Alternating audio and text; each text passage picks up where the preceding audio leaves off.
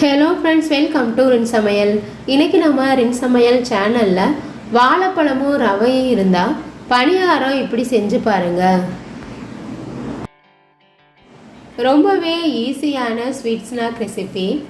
இந்த பனானா பால் செய்கிறதுக்கு 2 வாழைப்பழமும் 1/2 கப் ரவை இருந்தால் போதுங்க, சட்டுன்னு செய்யலாம்.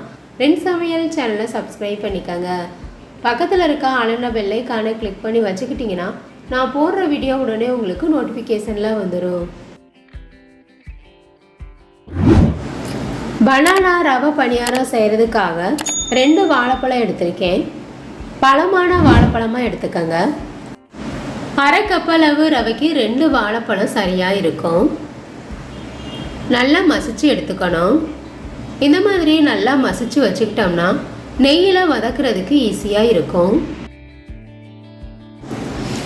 கடாயில் கொஞ்சமாக நெய் சேர்த்துட்டு நெய் உருகினதுக்கு அப்புறமா நாம் மசிச்சு வச்சுருக்க வாழைப்பழத்தை நெய்யில் சேர்த்துருங்க. 1 நிமிஷத்துக்கு நெய்யிலே வாழைப்பழத்தை வதக்கிக்கணும். இந்த மாதிரி வாழைப்பழத்தை வதக்கி செய்யும்போது ஸ்நாக் ரெசிபி சாப்பிட்றதுக்கு ரொம்பவே டேஸ்ட்டாக இருக்கும். வாழைப்பழம் நல்லா வதங்கிடுச்சு. இது கூட 1/2 கப் அளவு ரவை சேர்த்துக்கங்க. ரவை சேர்த்துட்டு 2 நிமிஷத்துக்கு நெய்யிலேயே வறுத்துக்கணும். இந்த மாதிரி வறுத்துட்டு ஸ்நாக்ஸ் செய்யும்போது சீக்கிரமாகவே ரவை வெந்துடும். நெய்யிலேயே ரவை நல்லா வறுபட்டுருச்சு. இது கூட 1/2 கப் அளவு துருவின தேங்காய் சேர்த்துக்கங்க.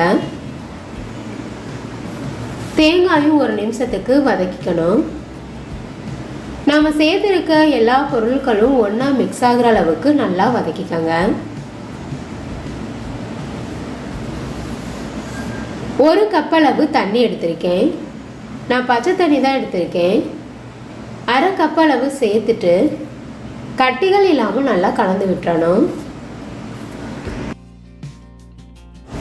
கரண்டிலேயே கட்டிகள் இல்லாமல் உடச்சி விட்டுறணும். 2 வாழைப்பழம் இருந்தால் போதுங்க. ஸ்கூல் விட்டு வர்ற குழந்தைங்களுக்கு ஈவினிங் ஸ்நாக்குக்கு சட்டுன்னு இந்த பனானா ரவை பணியாரத்தை செய்யலாம். ரொம்பவே ஈஸியான ஸ்வீட் பணியாரம். மீதி இருக்க 1/2 கப் அளவு தண்ணியும் சேர்த்துக்கணும். நல்லா கலந்து விட்டுருங்க. நாம் சேர்த்துருக்க தண்ணியிலேயே ரவை நல்லா வெந்துடும். தண்ணிக்கு பதிலாக பால் கூட சேர்த்து இந்த ஸ்வீட் ஸ்நாக் ரெசிபியை செய்யலாம். வாசனைக்காக கொஞ்சமாக ஏலக்காய் தூள் சேர்த்துக்கங்க. எல்லாத்தையும் நல்லா கலந்து விட்டுறணும். நாம் சேர்த்துருந்த 1 கப் அளவு தண்ணியும் வத்திருச்சு. ரவை கெட்டியான பதத்துக்கு வந்துருச்சு. இந்த மாதிரி கெட்டியான பதத்துக்கு வந்ததுக்கு அப்புறமா எந்த கப்பில் ரவை அளந்து எடுத்தோமோ அதே கப்பில் 1/2 கப் அளவு சர்க்கரை சேர்த்துக்கோங்க.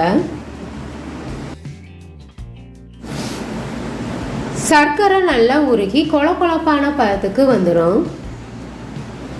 கெட்டியான பதத்துக்கு வர வரைக்கும் அடுப்பை மீடியம் ஃப்ளேம்லேயே வச்சு நல்லா கிண்டி விட்டுருங்க. நாம் சேர்த்துருக்க சர்க்கரை ரவையில் நல்லா மிக்ஸ் ஆகிற அளவுக்கு கலந்து விட்டுறணும். இப்போ கெட்டியான பதத்துக்கு வந்துடுச்சு. இந்த மாதிரி கடாயில் ஒட்டாமல் வந்ததுக்கப்புறமா கை பொறுக்கிற அளவு சூடு வர வரைக்கும் மூடி போட்டு அப்படியே வச்சிடலாம். இந்த மாதிரி கடாயில் ஒட்டாமல் வரணும். கை பொறுக்கிற அளவு சூடில் இருக்குது. இன்னொரு தடவை நல்லா பிசைஞ்சிடணும். எந்த அளவு உங்களுக்கு பணியாரம் பெருசாக அல்லது சின்னதாக வேணுமோ அதுக்கு தகுந்த மாதிரி உருண்டையாக ஒட்டி எடுத்துக்கோங்க. கையில் ஒட்டுற மாதிரி இருந்ததுன்னா கொஞ்சமாக நெய் அல்லது எண்ணெய் தடவிக்கங்க. இதே போல் மீதி இருக்க ரவையும் பணியாரங்களாக ஒட்டி எடுத்து வச்சுக்கலாம். அப்போ தான் சுட்டு எடுக்கிறதுக்கு ஈஸியாக இருக்கும்.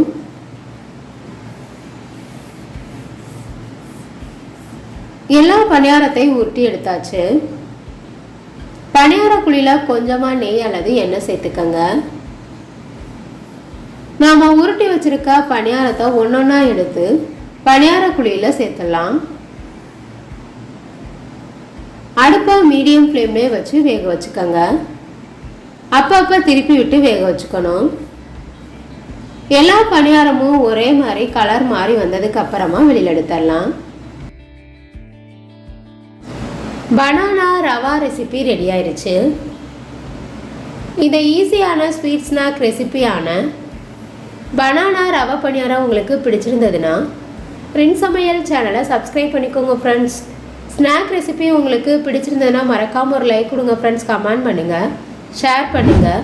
பக்கத்தில் இருக்க ஆல் பெல் ஐகானை கிளிக் பண்ணி வச்சுக்கிட்டிங்கன்னா நான் போடுற வீடியோ உடனே உங்களுக்கு நோட்டிஃபிகேஷனில் வந்துடும். Thank you friends.